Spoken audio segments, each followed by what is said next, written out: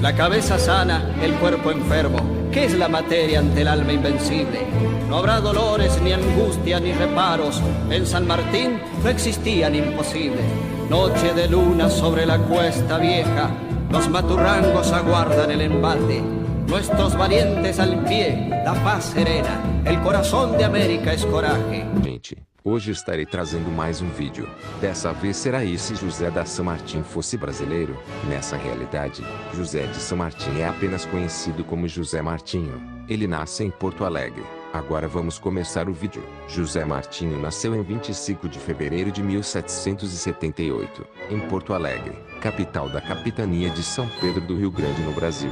Seus pais eram espanhóis que haviam se estabelecido no sul do Brasil, buscando oportunidades na promissora região agrícola e comercial. A família de José Martinho era de classe média, com seu pai trabalhando como comerciante e sua mãe cuidando da casa e dos filhos. Desde jovem, Martinho mostrou grande interesse pela leitura e pelos estudos. Seus pais, percebendo seu potencial, investiram em sua educação. Ele frequentou uma escola local onde aprendeu a ler, escrever e os fundamentos da aritmética. A região sul do Brasil era conhecida por sua diversidade cultural, influenciada por portugueses, espanhóis, indígenas e africanos. Essa mistura cultural teve um impacto significativo em José Martinho, que cresceu com uma compreensão profunda das diferentes culturas e tradições. Além disso, ele foi exposto às ideias iluministas e aos movimentos de independência que começavam a se espalhar pela América do Sul. Aos 11 anos, José Martinho foi enviado para a Espanha para continuar sua educação. Ele ingressou na Academia Militar de Madrid, onde recebeu treinamento rigoroso em estratégia militar, táticas de combate e liderança. Durante seu tempo na Espanha, ele se destacou como um aluno brilhante e disciplinado.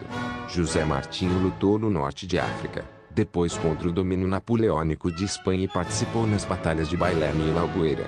Testemunhou as guerras napoleônicas, que tiveram um impacto profundo em sua visão sobre a luta pela liberdade e independência.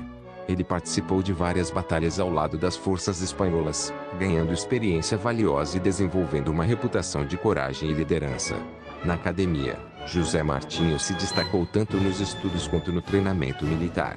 Ele demonstrou aptidão para estratégia e táticas militares, além de se interessar profundamente pela história e filosofia. Seus instrutores reconheceram seu potencial, e ele rapidamente se tornou um dos melhores cadetes de sua turma. Foi durante os anos finais na Espanha que José Martinho começou a formar seus ideais de liberdade e independência.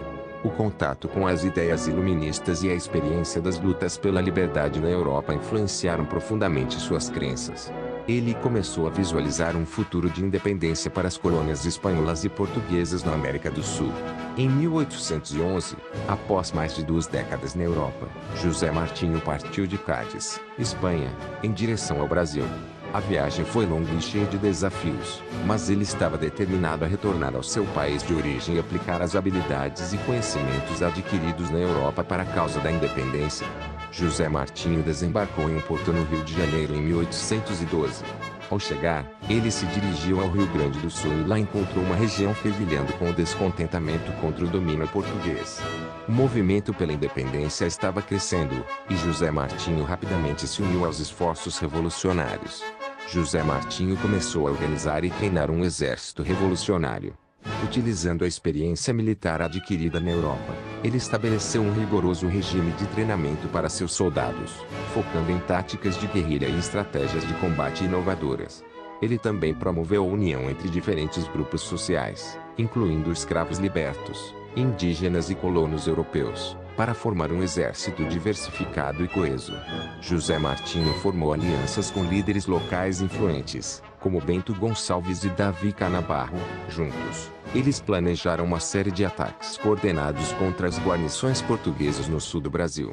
Em 1815 começa a guerra contra Artigas. José Martinho se destaca nas campanhas militares da guerra, ganhando muito prestígio. Em 1820 ele retorna ao Brasil e continua a treinar o exército revolucionário. Em 1821 ele inicia a sua revolta. A campanha de San Martín ganhou amplo suporte popular. Camponeses, trabalhadores urbanos e fazendeiros se uniram aos revolucionários, fornecendo alimentos, suprimentos e informações vitais. O movimento pela independência se espalhou rapidamente por todo o sul do Brasil, inspirando outras províncias a se rebelarem contra o domínio português. Em setembro de 1821, após uma série de vitórias decisivas, José Martinho e seus aliados consolidaram o controle sobre o sul do Brasil. As forças portuguesas restantes recuaram para o norte, incapazes de conter o avanço revolucionário. José Martinho estabeleceu um governo provisório em Porto Alegre, convocando uma assembleia para discutir o futuro do país. Em 12 de outubro de 1818, a Assembleia Revolucionária, liderada por José Martinho, proclamou oficialmente a independência do Brasil. Em um discurso histórico, José Martinho declarou: "Hoje, o Brasil nasce como uma nação livre e soberana. Que a liberdade e a justiça guiem nossos passos daqui em diante." A proclamação foi celebrada com festas e cerimônias em todo o sul do país. Após consolidar o sul, José Martinho iniciou sua marcha para São Paulo em janeiro de 1822. A marcha foi marcada por batalhas difíceis, como a Batalha de Sorocaba, onde as forças revolucionárias derrotaram um grande contingente português. Em maio de 1822, as tropas de San Martín capturaram São Paulo, proclamando a libertação da província. No entanto, a resistência portuguesa não foi totalmente eliminada, e os combates continuaram em regiões vizinhas. Em agosto se inicia a invasão do Rio de Janeiro, mas antes das tropas revolucionárias chegarem no Rio de Janeiro, o príncipe regente Pedro fugiu do Brasil. Mas a peste e suas tropas portuguesas não se rendem e continuam a lutar com a esperança de vencer a guerra. A guerra só acaba em março de 1824 quando é assinado um tratado de paz, onde Portugal reconhece que o Brasil é independente e venceu a Guerra de Independência. José Martinho é declarado presidente por tempo indeterminado e José Bonifácio de Andrade Silva como vice-presidente. José Martinho reprime com mão de ferro remanescentes monarquistas e opositores de seu governo.